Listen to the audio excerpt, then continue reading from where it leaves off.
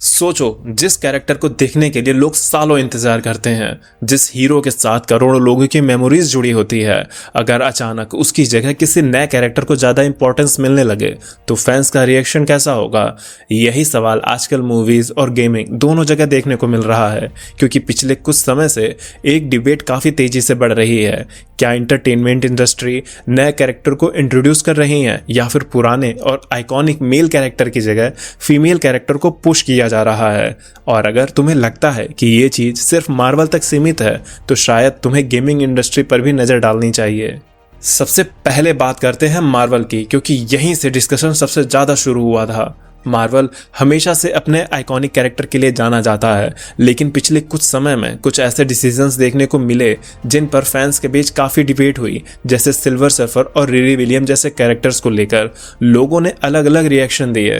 कुछ लोगों को लगा कि नए कैरेक्टर्स को इंट्रोड्यूस करना अच्छी बात है, क्योंकि हर यूनिवर्स को आगे बढ़ाने के लिए नए फेजेस की ज़रूरत होती है, लेकिन कुछ फैंस का मानना था कि नए कैरेक्टर को इस्टेब्लिश करने के लिए पुराने आइकॉनिक कैरेक्टर की इंपॉर्टेंस कम नहीं करनी चाहिए।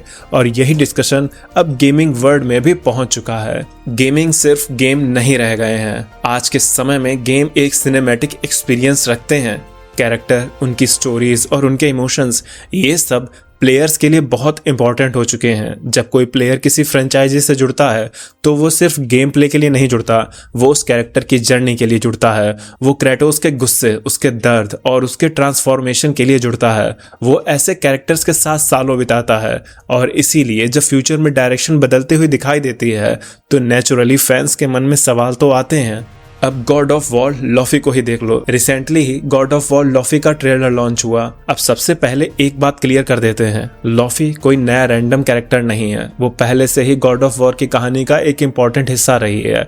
वो क्रेटोस की वाइफ और एट्रियस की मदर है। लेकिन जो डिस्कशन शुरू हुआ वो कैरेक्टर के होने से लेकर नहीं था, बल्कि उसके प्रेजेंटेशन और फ्यूचर इंपॉर्टेंस को लेकर था।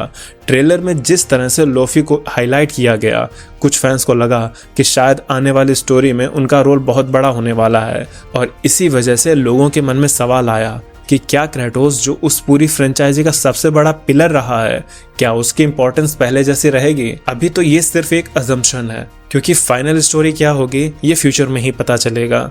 लेकिन फैंस का कंसर्न समझना मुश्किल नहीं है। पर यहाँ एक बहुत जरूरी बात है, इसका मतलब ये बिल्कुल नहीं है कि फीमेल कैरेक्टर्स को इंक्लूड नहीं किया जाना चाहिए, क्योंकि हिस्ट्री में कई ऐसे फीमेल कैरेक्टर्स आए हैं जिन्होंने अपनी अलग पहचान बनाई है, जैसे Tomb Raider, Horizon Forbidden West, A Plague Tale Requiem. ये वो गेम्स हैं जिनमें स्टार्ट से ही फीमेल कैरेक्टर रही हैं, और वो हमें काफ़ी ज़्यादा पसंद हैं।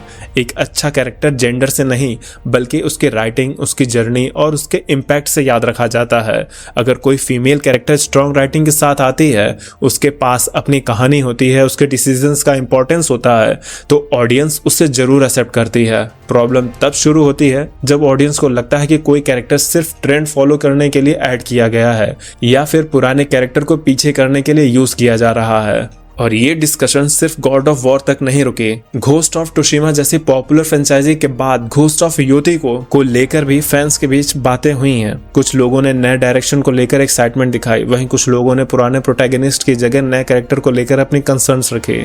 इसी तरह असैसिन क्रीड जैसी बड़ी फ्रेंचाइजी में भी कैरेक्टर चॉइस को लेकर काफी लंबे समय से डिबेट चलती रही है, क्योंकि जब कोई फ्रेंचाइजी कई सालों से चलती आ रही होती है तो फैंस सिर्फ नए कैरेक्टर्स नहीं देखते, वो उस फ्रेंचाइजी की आइडेंटिटी भी देखते हैं। आखिर में बात सिर्फ मेल या फीमेल कैरेक्टर की नहीं है, बात है एक अच्छी कहानी की, क्योंकि ऑडियंस हमेशा उस कैरेक्टर को याद रखती है जो उनके दिल से कनेक्ट करता है। एक कैरेक्टर पावरफुल इसलिए नहीं बनता कि वो मेल है या फीमेल, वो पावरफुल बनता है क्योंकि उसकी कहानी पावरफुल होती है। और शायद एंटरटेनमेंट इंडस्ट्री को ये भी समझना होगा कि फैंस बदलाव के खिलाफ नहीं है, लेकिन वो ऐसे बदलाव चाहते हैं जिनके पीछे एक मजबूत वजह हो।